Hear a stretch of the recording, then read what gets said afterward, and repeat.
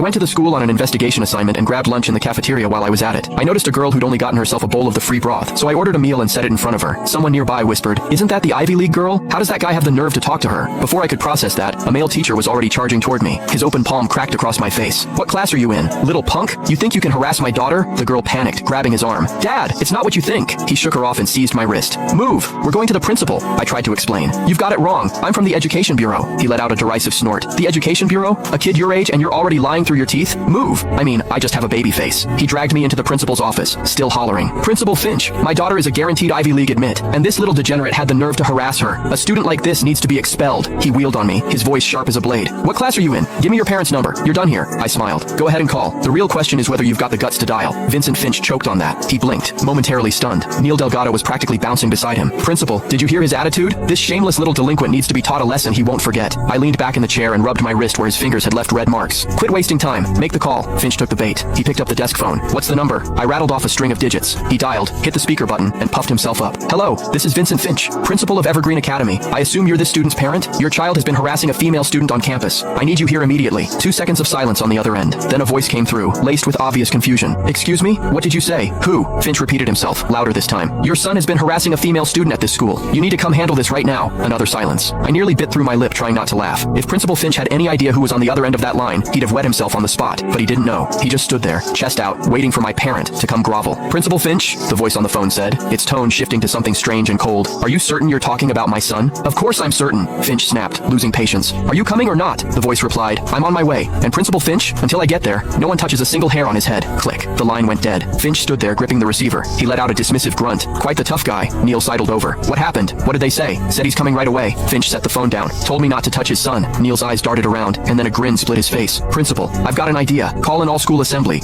Make this little punk apologize in front of the entire student body. Kill the chicken to scare the monkeys. Let every boy with wandering eyes see what happens." Finch hesitated. "Isn't that a bit much? A bit much?" Neil's voice pitched higher, shrill with indignation. "My daughter is ranked first in the entire city on the practice exam. She's the crown jewel of this school. If we don't deal with scum like this, what's next? Open season on her?" Finch nodded, about to speak, when Neil reached over and grabbed a fistful of my hair. I caught his wrist and twisted. Hard. "Ah!" he yelped, the color draining from his face. "I can walk on my own." I let go and looked at him calmly. Neil clutched his wrist, my steady gaze forcing him back half a step. The obscenity on the tip of his tongue died in his throat. He hadn't expected me to fight back. He definitely hadn't expected me to be that strong. In the corridor, he walked ahead of me, glancing back every few seconds to glare. His mouth, though, never stopped running. "Shameless little punk. No manners, no upbringing." I stopped walking. He stopped too, eyeing me warily. "Watch your mouth." My voice was quiet. He flinched back half a step, his lips trembling twice before he swallowed whatever he'd been about to say. Principal Finch called from behind us. "Let's go, let's go. The whole field is waiting." The athletic field was packed.